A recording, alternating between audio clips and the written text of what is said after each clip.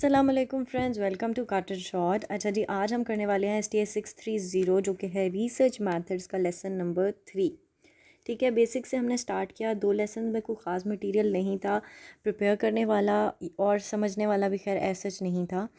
ये वाला जो आपका लेक्चर है ये प्रिपेयर करने वाला भी बहुत ज़्यादा लेंथी है और समझने वाला भी है, तो आपने इसको गौर से समझना है। वीडियो थोड़ी लंबी हो सकती है क्योंकि लेसन काफ़ी लंबा है, तो आपने इंटरेस्ट लूज़ नहीं करना, चीज़ों को समझने की कोशिश करनी है। इंशाल्लाह आपको सब कुछ समझ आ जाएगा।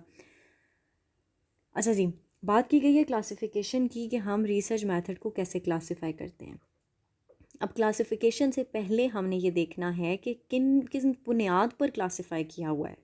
ठीक है, अब हम कहते हैं कि ये चीज़ जो है ये प्राइमरी नंबर्स हैं या ये इवन नंबर्स हैं या ये ऑड नंबर्स हैं, तो ये जो क्लासिफिकेशन है ये हमने किस बेस पर की हुई है। इवन हम किसको कहते हैं, ऑड हम किसको कहते हैं, हमने क्यों इनको अलहदा किया है, तो ये बात है। इसी तरह हमने इसको जानना है कि किस वजूहात से हमने इन चीज़ों को डिफ़रेंशिएट किया है या अलहदा-अलहदा कैटेगराइज़ किया है। सबसे पहले हम पर्पस ऑफ डूइंग रिसर्च देखते हैं और उसी को हम फर्दर डिटेल में देखते हैं। पहली हमने क्लासिफिकेशन हमने इस टाइप पे की है कि भाई आप रिसर्च करना क्यों चाह रहे हो। आप इस वन वन वजह इस वजह से करना चाह रहे हो, सेकंड वजह may be something else, third वजह जो भी है। ठीक है, अच्छा आप फर्स्ट वजह से करना चाह रहे हो तो आप इस कैटेगरी में फॉल करोगे, सेकंड वजह से करना चाह रहे हो तो इस कैटेगरी में फॉल करोगे, थर्ड वजह से करना चाह रहे हो तो इस कैटेगरी में फॉल करोगे, मतलब ये कहना चाह रहे हैं वो। अब ये वजूहात 1 2 कौन सी हैं, अब इनको देखते हैं। एक्सप्लोरेटरी फॉर्मूलेटिव रिसर्च, ये कौन सी भाई रिसर्च होती है जिसकी बिना पर डिफ्रेंसिएशन की गई है। ये बिल्कुल आम अल्फाज में मैं पहले आपको बताऊंगी, ये बिल्कुल होती है इनिशियल रिसर्च। मैंने यहाँ पर हाईलाइट किया हुआ है, ये होती है test before going for big research. Let's suppose कि आप कोई बड़ा रिसर्च करना चाह रहे हो जिसमें आपके बड़े रिसोर्सेज लगेंगे, टाइम लगेगा, इन्वेस्टमेंट लगेगी। उससे पहले आप छोटा छोटा सा छोटी छोटी सी रिसर्च करते हो, ये देखने के लिए कि आया ये इलाका फिजिबल है इस चीज़ के लिए, क्या लोग रेडी हैं इस चीज़ के लिए। लेट्स सपोज़ कि किसी इलाके में HIV जो है, एड्स जो बीमारी है वो बहुत फैली हुई है और आप उसके मुतल्लिक कुछ इकट्ठा करना चाह रहे हो डाटा, या उस मुतल्लिक कोई रिसर्च करना चाह रहे हो। अब उस रिसर्च से पहले ये रिसर्च करनी ज़रूरी है कि आया ये लोग कंफर्टेबल हैं इस बारे में बात करने के लिए, आया ये लोग किसी स्टिग्मास में तो नहीं फंसे हुए कि भाई हम इस बारे में बात करेंगे तो ये गलत कंसिडर होगा, क्योंकि ये ऑफ कोर्स एक बीमारी है जो आपकी इंटरकोर्स से फैलती है, तो ये इसके बारे में कोई बात करना पसंद नहीं करेगा, शर्माएंगे लोग, करेंगे नहीं करेंगे। कितने लोग हमें डाटा देने को राज़ी होंगे, किस हद तक का डाटा देने को राज़ी होंगे, अब ये सब जानना हमें हमारे लिए ज़रूरी है बिफ़ोर गोइंग फॉर रिसर्च। जब तक हमें पता ही नहीं कि ऐसा होगा तो हम कैसे कहें कि चलो आओ भैया आज हम इतनी बड़ी रिसर्च कंडक्ट करने जा रहे हैं, एंड पर पहुँच जाए तो वहाँ पर कोई हमें स्टेटमेंट देने को राज़ी ही ना हो। इसको हम कहते हैं एक्सप्लोरेटरी रिसर्च। इसके वर्ड से पता चल रहा है एक्सप्लोर करना, मतलब आप पहले एक्सप्लोर करने चले जाते हो। बेसिक जो आपकी फाइनल रिसर्च होती है उससे पहले आप एक्सप्लोर करने जाते हो उस जगह को। ठीक है, ताकि आपको पता लग जाए कि वहाँ पर किस किस्म के इश्यूज़ आ सकते हैं, किस तरह के वो लोग हैं, किस टाइप की स्टडीज़ मिल सकती हैं, या अगर आप अपनी रिसर्च में थोड़ा सा चेंज कर लो तो बेहतर नताइज मिल सकेंगे। ठीक है, यहाँ पर उन्होंने इसको बताया है कि initial research conducted to clarify and define the nature of problem. Exploring a new topic, you may be exploring a new topic or issue in order to learn about it. If the issue was new or the researcher has written on it, you begin at the beginning. यहाँ पर इन्होंने इस बात को थोड़ा सा complicate कर दिया है। बेसिकली ये इनिशियल रिसर्च ही होती है क्लैरिफाई करने के लिए बहुत सारी नेचर ऑफ प्रॉब्लम को, कैसे कि अगर आप लेट्स सपोज कि आपने ये प्रॉब्लम कंसिडर की HIV, तो क्या ये नेचर ऑफ प्रॉब्लम वर्क करेगी। ठीक है, ये जानने के लिए कोई नया टॉपिक है आपके पास जिसको आप देखना चाहते हो कि कुछ रिसर्चेस ऐसी होती हैं जिस पे बहुत काम हो चुका हुआ है, तो आपको पता है कि ये फिजिबल है, आप इजीली इसको कंडक्ट कर सकते हो, ये कोई ऐसी बड़ी बात नहीं है कि इसको आप कंडक्ट नहीं कर सकते। तो ऐसी रिसर्च नहीं होती, ये एक नया आइडिया होता है जिसमें फ्लॉप होने का, पास होने का चांस होता है, या इसमें बहुत थोड़ा सा काम मौजूद होता है, तो आप बिल्कुल डरे हुए होते हो, फर्स्ट स्टेज होता है कि आया ये काम करेगा या नहीं, तो आप एक्सप्लोरेटरी रिसर्च करते हो पहले। ठीक है, यहाँ तक हमने इसको समझा दिया। अगर आपको ये बहुत इसकी वर्डिंग समझ नहीं आ रही है ना, तो आप इसको अपनी वर्डिंग में लिख सकते हो, नो इश्यूज़। ठीक है, कोई प्रॉब्लम नहीं है। एक्सप्लोरेटरी रिसर्च के गोल्स क्या होते हैं? गोल्स ये होती हैं कि आपको बेसिक फ़ैक्ट्स, जो उस जगह के फ़ैक्ट्स हैं, जो उस जगह के हालात हैं, उसके मुतल्लिक आपको पता लग सके। ठीक है, दूसरी होती है develop well grounded picture of the situations. Again almost same मतलब ये है कि आपको उस जगह की जो इमेज है वो आपको ज़रा ज़्यादा अच्छी मिल जाती है कि भाई यहाँ किस तरह के लोग रहते हैं, किस मिजाज के लोग रहते हैं। आया वो अगर कोई लेडी रिसर्चर चली जाए तो उसको डाटा देंगे या उसको डाटा नहीं देंगे। तो ये बातें, इस टाइप की चीज़ें इस चीज़ में इन्वॉल्व हो जाती हैं। आगे देख लेते हैं जी। Determine the possibility of conducting the studies. Again, develop tentative theories, generate new ideas or hypothesis. Basically इससे आप hypothesis, मतलब आपको कोई idea है basic, तो आप एक hypothesis draw कर पाते हो कि this can either be true or either be wrong by conducting a proper research. तो उससे पहले आप हाइपोथेसिस ड्रॉ कर सकते हो। उसके बाद पता लग जाता है कि स्टडी करना कितना पॉसिबल है। उसके जी अलावा कहते हैं अच्छा तरीके से इशू को आप मज़ीद रिफ़ाइन कर सकते हो। मे बी आप क्वेश्चन करना चाह रहे हो कि एक तरह क्वेश्चन करना चाह रहे हो, लेकिन अगर आपको पता लग जाए और आप उस हालात का पहले से जायज़ा ले लो तो आप क्वेश्चन को थोड़ा मोल्ड कर सकते हो अपने को। Develop technique and a sense of direction for future research. Again and again एक ही बात की हुई है उन्होंने कि ग्राउंड क्लियर मिल जाता है, आइडिया मिल जाता है, हाइपोथेसिस मिल जाता है, डायरेक्शन मिल जाती है। 3-4 नए नए अल्फाज का इस्तेमाल किया हुआ है, लेकिन बात एक ही है। ठीक है, तो goals are not as such important, definition important है, डेफिनेशन कर ले। उसके बाद है ये चीज़ इम्पॉर्टेंट है कि एक्सप्लोरेटरी रिसर्च किन तरीक़ों से की जाती है, ये आपको पता होना चाहिए। 4 तरीके हैं। एक तो सर्वेज़ हैं, सर्वे हम सबको पता है क्या होते हैं। सेकेंडरी डाटा एनालिसिस होता है किसी ऑलरेडी मौजूद डाटा को स्टडी करना। ठीक है, जो पहले से मौजूद डाटा, जर्नल्स वगैरह, इन सब के को गो थ्रू करना। Case studies obtain information from one or a few situation that are similar to the research problem situation। ठीक है, केस स्टडी में आप क्या करते हैं कि कोई आप ऐसा मामला स्टडी करना चाह रहे हैं जो बहुत फ्रीक्वेंटली एग्जिस्टिंग नहीं होता। लेट्स सपोज़ कि कोई ख़ास बीमारी है और उसका आप पेशेंट स्टडी करना चाह रहे हैं, तो ऐसा नहीं हो सकता कि वो आपको लेट्स सपोज़ कि आप ये पढ़ना चाह रहे हैं कि एक ख़ास पोर्शन की ब्रेन इंजरी का क्या एक इंसान की लाइफ पर अफेक्ट आता है। तो अब वो ब्रेन इंजरी आप ख़ुद तो करा नहीं सकते किसी को कि आओ हम तुम्हारा सर मार के देखें ज़रा। और ना ये हो सकता है कि जिनका मतलब कि आपको पड़े हुए मिल जाएंगे, ये सोसाइटी पूरी उन लोगों की है जिनके सर यहाँ से डैमेज है।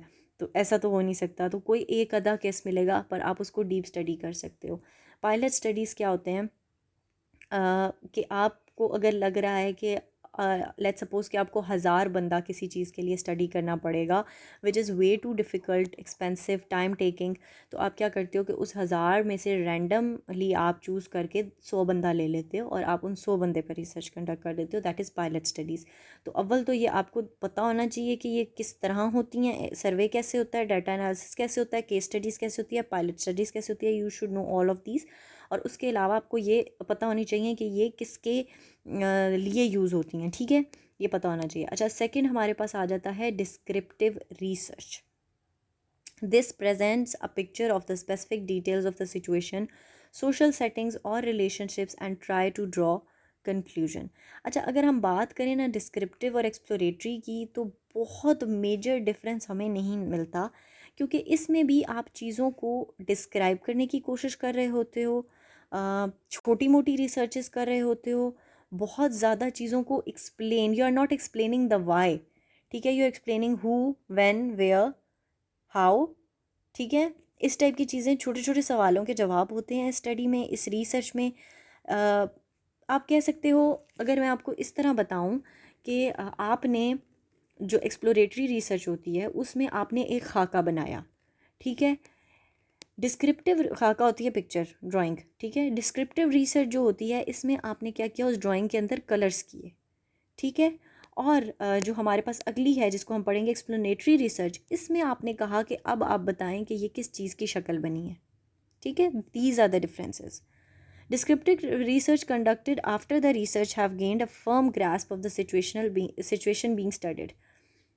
जब आपने फर्म ग्रास्प हासिल कर ली सिचुएशन की, फर्म ग्रास्प कैसे आपको हासिल हुई है, एक्सप्लोरेटरी रिसर्च से, तो you will move toward descriptive research. Not always, sometimes आपके लिए वही रिसर्च काफ़ी होती है, sometime you directly move to descriptive research by just studying the previous journals और समथिंग एल्स, ठीक है। इट्स नॉट ऑलवेज कि ये स्टेप वाइज ही हों, but they are some kind of link between them. The major purpose of descriptive research, as the term implies, is to describe characteristics of a population or phenomena. Labor force survey, population census, educational census are example of such research. Descriptive studies offer to the researcher a profile or description of relevant aspects of the phenomena of interest. Look at the class in research method and try to give this profile. सही हो गया। यहाँ पर आपने क्या किया कि उधर आपने देखा कि किस कौन कौन लोग हैं, क्या है क्या नहीं है। अब आप उन लोगों की प्रोफाइल में जाते हो, ठीक है, थोड़ा थोड़ा उनकी प्रोफाइल को देखते हो कि यहाँ पर एजुकेशन का रेट कितना है, यहाँ पे पॉपुलेशन कितनी है, यहाँ पर लेबर कितनी है, ठीक है। थोड़े से क्वांटिटेटिव डाटा की तरफ चले जाते हो, थोड़ी सी डिस्क्रिप्टिव मोड में चले जाते हो, बात को थोड़ा सा बयान करने लगते हो, that is descriptive stage. Goals पढ़ेंगे तो शायद आपको थोड़ा सा क्लियर हो जाए। Describe the situation in term of its characteristic, not just the situation, ठीक है। आप जब कहते हो कि बाहर बारिश हो रही है, that is explanatory, sorry exploratory, आपने झांका खिड़की से बाहर बारिश हो रही थी, ठीक है। डिस्क्रिप्टिव क्या हुआ कि आप कहें कि अच्छा बूंदाबांदी हो रही थी, बीच में हवा थी, इतने पर आर की हिसाब से आती है या मीटर के हिसाब से आती है, रियली डोंट नो, ठीक है। पर हमारा टॉपिक ये नहीं है, हम उससे नहीं हटेंगे। बट जिस हिसाब से भी हवा चल रही थी वो था, बीच में हल्की सी सनशाइन भी थी, रेनबो भी आ रही थी, फला फला था। अब आपने क्या किया, उसको डिस्क्राइब कर दिया, ठीक हो गया जी। वर्बल भी हो सकती है और न्यूमेरिकल पिक्चर भी हो सकती है, एट टाइम्स ज़ुबानी भी। अब मैंने जैसे ज़ुबानी बयान किया कि बूंदाबांदी हो रही थी, ठीक है। न्यूमेरिकल मैं कह दूं कि इतने लीटर के हिसाब से हो रही थी, तो ये हो गई सिचुएशन। बैकग्राउंड इन्फॉर्मेशन मिल जाती है, कैटेगरीज मिल जाती हैं। Goals are not as such important, आपको इनको डिफ्रेंशिएट करना आना चाहिए, पता होना चाहिए, ठीक है। इसके लिए आप सर्वेस कर सकते हो, फील्ड रिसर्च कर सकते हो, कंटेंट एनालिसिस, फील्ड रिसर्च वहाँ पर जाकर रहना, दैट इज़ फील्ड रिसर्च। और कंटेंट एनालिसिस होता है जब आप मौजूदा चीज़ों को एट टाइम स्टडी करते हो। आगे चलते हैं जी। एक्सप्लेनेटरी, ये सबसे आसान है समझाना। इसमें आप बताते हो वाई, ठीक है। वाई से मुराद ये है कि you define the cause and effect. आपने जो hypothesis kind of cheese draw की, आपने उसको थोड़ा सा डिस्क्राइब किया, अब आपने एंड पर बताना है कि वाई दिस हैपेंड, ठीक हो गया। The desire to know why to explain is the purpose of explanatory research. Why को एक्सप्लेन किया जाता है, ठीक है। और एक्सप्लेनेटरी से ही हमें पता चल रहा है कि हम वाज़िया तौर पर खुल कर बयान करते हैं कॉजेज़ एंड रीजंस। गोल क्या हो गया जी, जस्ट रिपोर्ट नहीं करना, एक्सप्लेन करना है। बहुत ज़्यादा एक्सप्लेनेशन ज़्यादा अच्छी है, एक्यूरेसी मिल जाती है किसी थ्योरी को ड्रॉ करने में। Advance knowledge about underlying process, आपको जो प्रोसेस होता है उसके मतलब भी पूरी एलैबोरेशन मिलती है कि किस तरह ये चीज़ हुई, उसके नतीजे में ये चीज़ हुई और ये किस तरह लिंक्ड थी। एक्सटेंड अ थ्योरी और principle to new areas, new issues, new topics. Of course यहाँ पर आपकी जो रिसर्च होती है ये कंप्लीट रिसर्च होती है, तो आप इसको as a new topic, new area introduce करा सकते हो। आगे चलते हैं जी। सेकंड हमने यहाँ पे मिस किया था, मिस नहीं किया था, हमने अवॉइड किया था। सेकंड बात थी कि हम रिसर्च को यूज़ कहाँ कर रहे हैं। अब इस बात पर हमने करनी है डिफ्रेंसिएशन कि यूज़ कहाँ होने वाली है ये रिसर्च। अब देखते हैं कि क्या क्या हैं वो तौर तरीके। अच्छा, दो तरीके हैं जिन पर हमने इन्हें डिफ्रेंशिएट किया है। एक, हम रिसर्च करते हैं, मैं टाइम ज़रा देख लूँ कि कितना लग गया, 14 साढ़े 14 मिनट हो गए। नहीं, आई गेस हम पूरी कर ही लेते हैं। यूज़ ऑफ रिसर्च क्या है कि दो तरह के हमें डिविजन्स आती हैं। एक तो ये होती है कि हमें नॉलेज में इजाफा करना है, जैसे साइंटिस्ट हर वक्त लोग आउट ऑफ क्यूरियोसिटी वैसे लोग रिसर्चेस करते रहते हैं प्रॉब्लम्स के बारे में जानने के लिए, ठीक है, मुख्तलिफ काम करते रहते हैं। दैट इज़ बेसिक रिसर्च, ठीक है, होती रहती है कहीं ना कहीं दुनिया के कोने में अभी भी चल रही हैं।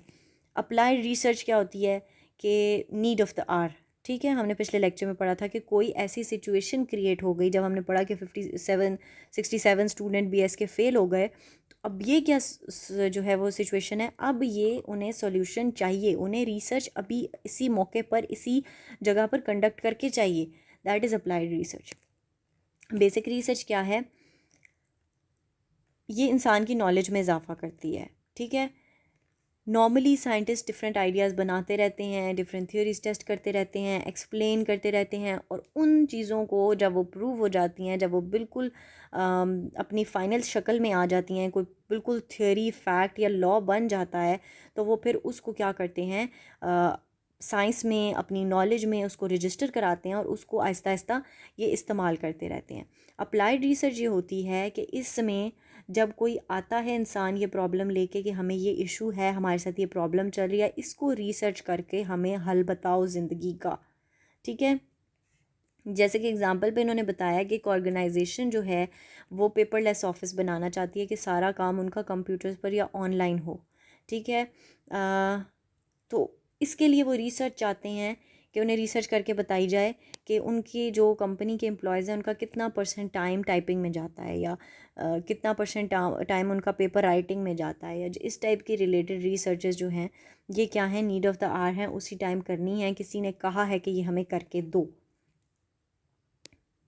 इनको कंपेयर किया गया है दोनों को, इनके डिफरेंसेस आ सकते हैं, ये भी देखने वाली बात है।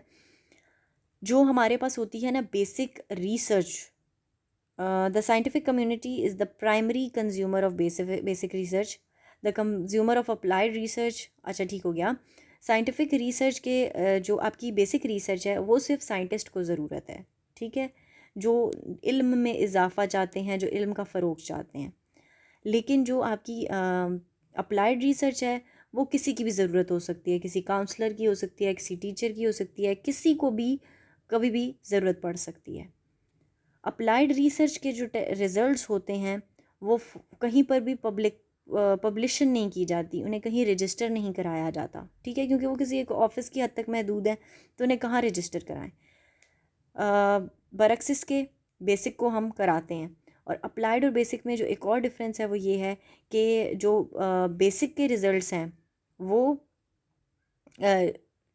फ़ौरन नहीं आप बताते, ठीक है, वो फ़ौरन अवेलेबल नहीं होते, उनको एक प्रोसेस से गुजारा जाता है, उन्हें रजिस्टर कराया जाता है। लेकिन जो आपके रिज़ल्ट्स होते हैं अप्लाइड के, वो आपको फ़ौरन अवेलेबल हो जाते हैं।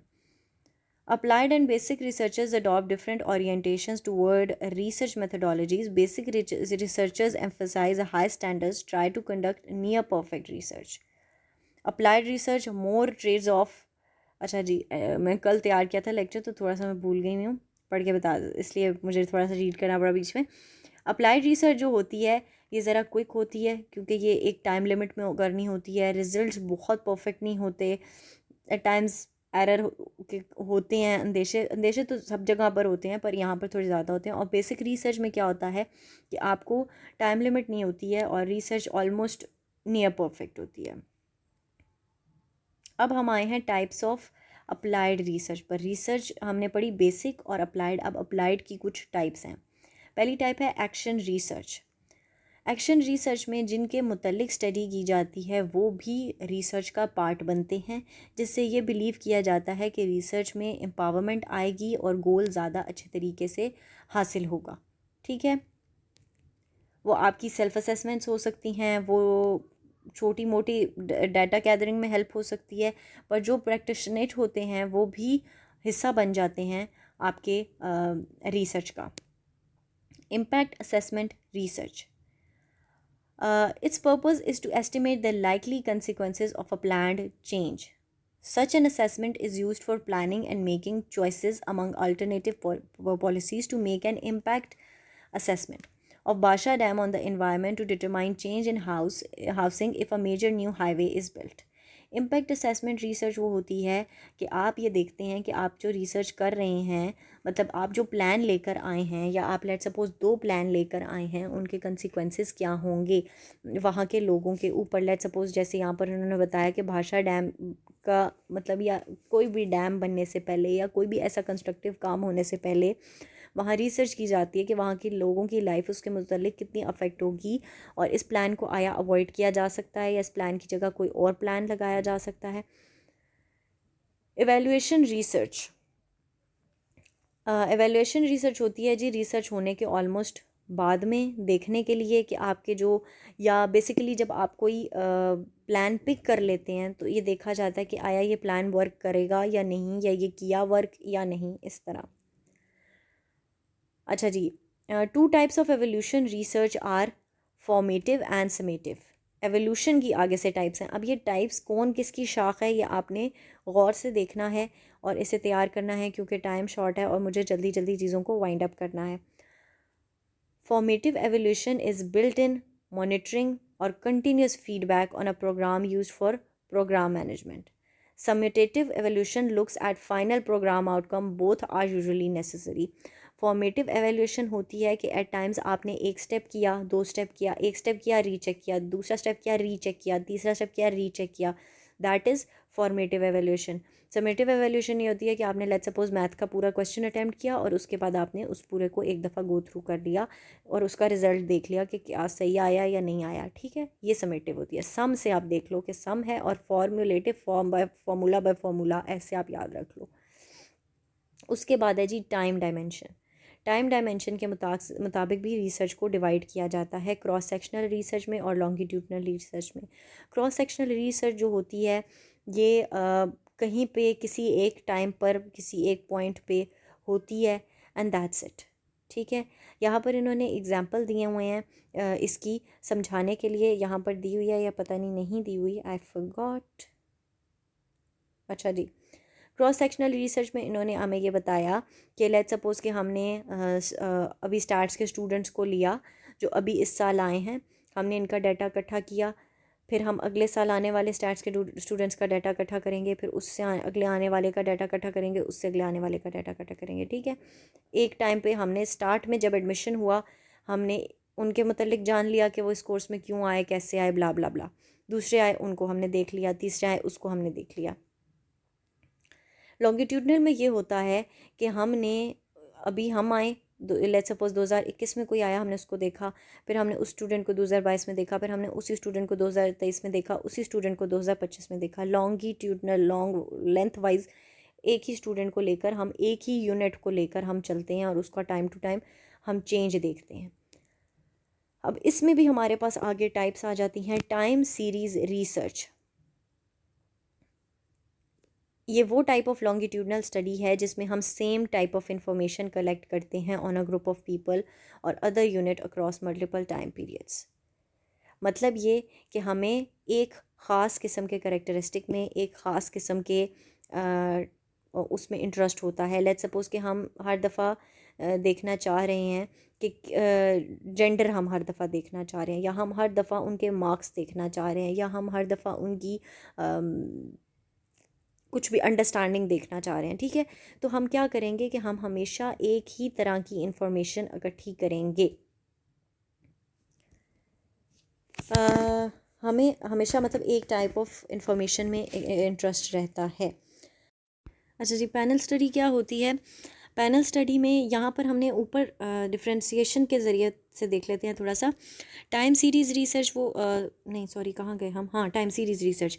टाइम सीरीज़ रिसर्च में हमने देखना सेम ग्रुप ऑफ पीपल है लेकिन हम उनकी कोई एक ख़ास करेक्टरिस्टिक देखते हैं, ठीक है। लेट्स सपोज़ हम देख रहे हैं कि उनकी ग्रेड्स, हम हर साल उन्हीं के ग्रेड्स देख रहे हैं, ठीक है, या हम उनके मार्क्स देख रहे हैं, या हम उनकी कोई एक ख़ास स्पेसिफिक करेक्टरिस्टिक है जो हम उनकी देख रहे हैं, या उनका इंटरेस्ट हम मैयर हर दफ़ा करना चाह रहे हैं कि कितना है, या उनका काम कितना है, या असाइनमेंट्स कितनी सबमिटेड है, या कोई एक चीज़ हम उनकी मैयर करना चाह रहे हैं। जब पैनल की बात आती है तो पैनल मीन्स ज़्यादा। अब इसमें हम उनकी काफ़ी सारी कैटेगरीज़ देखते हैं, ठीक है। इसमें हम जो डाटा होता है उसमें हम मल्टीपल एंटिटीज़ को कंसिडर करते हैं, ज़्यादा पॉइंट्स को कंसिडर करते हैं, कोई एक सिंगल करेक्टरिस्टिक नहीं देखते।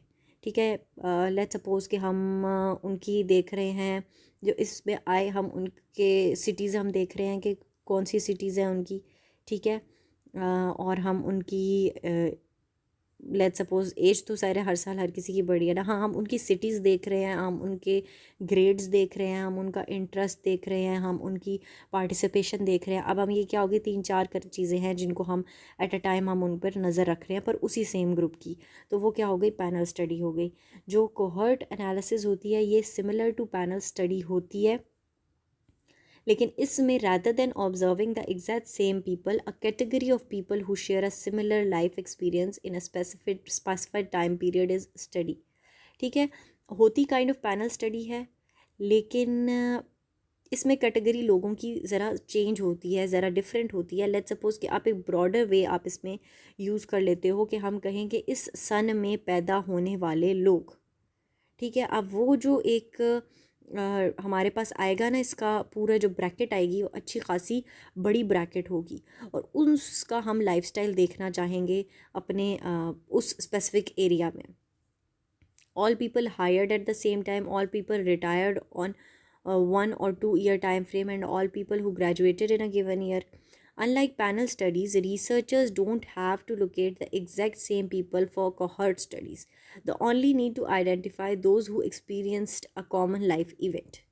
ठीक है, पैनल स्टडी और कोहॉर्ट स्टडी ऑलमोस्ट सेम होती है, क्योंकि हम ज़्यादा करेक्टरिस्टिक को एट अ टाइम स्टडी कर रहे होते हैं। लेकिन पैनल स्टडी का ये डिफरेंस है कि हम एक ख़ास वही exact same group of people को स्टडी कर रहे होते हैं, लेकिन कोहॉर्ट स्टडी में हम एक्सपीरियंस सेम रखते हैं और लोग बदलते रहते हैं। ठीक है, कि लेट्स सपोज़ के पैदा होने वाले 1990 में एक ब्रैकेट है, और 2000 में शादी होने वाले उनमें से चंद होंगे, कम हो जाएंगे, या शादी होने वाले और ज़्यादा होंगे। ठीक है, तो आप ब्रैकेट अपनी चेंज कर देते हो, तो उससे क्या होता है कि लोगों की जो तादाद है वो भी शफल कर दी रहती है, वो सेम ग्रुप ऑफ पीपल नहीं रह जाता। आगे हम देख लेते हैं जी, रिसर्च टेक्निक्स यूज़, कौन सी रिसर्च टेक्निक्स का इस्तेमाल किया जाता है, ये तो हम बहुत दफ़ा देख चुके हैं। क्वांटिटेटिव हैं, क्वालिटेटिव हैं, क्वांटिटी बेस्ड हैं, क्वालिटी बेस्ड हैं। क्वांटिटेटिव में हम एक्सपेरिमेंट्स कंडक्ट करते हैं, सर्वेस करते हैं, कंटेंट एनालिसिस करते हैं, या एक ही चीज़ आती है एग्जिस्टिंग स्टैटिस्टिक्स को देखना, या कंटेंट एनालिसिस में बहुत वास्ट रेंज है, और एग्जिस्टिंग स्टैटिस्टिक्स में स्पेसिफिकली स्टैटिस्टिक्स आ जाती हैं, but both things are related. Qualitative में हमारे पास फील्ड रिसर्च है, ऑफ कोर्स उस जगह का पार्ट बनकर वहाँ पर रहना और उन चीज़ों को समझना, और उसके अलावा हमारे पास आ जाती है जी केस स्टडी, अगेन जो मैंने बताया कि इन डेप्थ स्टडी करना। और फोकस ग्रुप डिस्कशन ये होती है कि सेम इंटरेस्ट रखने वाले लोगों को इकट्ठा करके आप किसी एक स्पेसिफिक टॉपिक पर डिस्कशंस करते हो, तो उससे हमें कोई ना कोई नतीजा अखज़ होता है। तो आई होप कि यहाँ तक आपको लेक्चर समझ आ गया होगा, काफ़ी लेंथी हो गया है, और कोई भी क्वेश्चंस हैं आप कमेंट बॉक्स में पूछ सकते हैं। नोट्स इंशाल्लाह अगर चाहिए तो बता दें, अपलोड हो जाएंगे। मिलेंगे जी इंशाल्लाह नेक्स्ट वीडियो के साथ। टिल देन टेक केयर, अल्लाह हाफ़िज़।